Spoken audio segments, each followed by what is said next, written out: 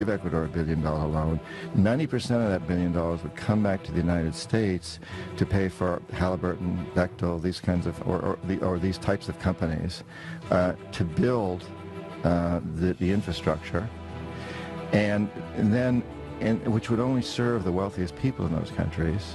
And then the country would be stuck with this huge debt, which over time would continue to be refinanced and get larger and larger and larger, so that in fact today, Ecuador owes more than 50% of its national budget just to pay down its debt service, which means there's very little money left to go to pay for the education or health services for the poor people, who are the ones who suffered from these projects. It was their rivers that were destroyed as we built hydroelectric plants. It was their land that was destroyed, and while a few of their people got wealthy, as a few of ours did. So now they're saddled with this incredible debt that they can't possibly pay. And so we go in and demand our pound of flesh, very much like the mafia. That's why we called ourselves hitmen.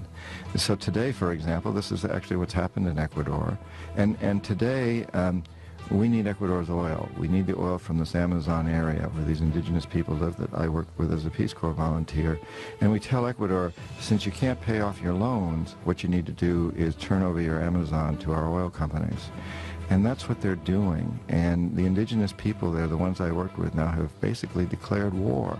They said, we're not allowing these oil companies to come in. We're going to fight to the very last man if we have to. It's a terrible situation, and what it is all about is building empire. We've done this in every country around the world that has resources that we covet. Often this is oil in places like Indonesia, Nigeria, Ecuador, Venezuela, Colombia, so many different places, but sometimes it's other resources. For example, in Panama, it was the Panama Canal. And in this process, we've managed to create the largest empire in the history of the world, and we've done it largely without military might.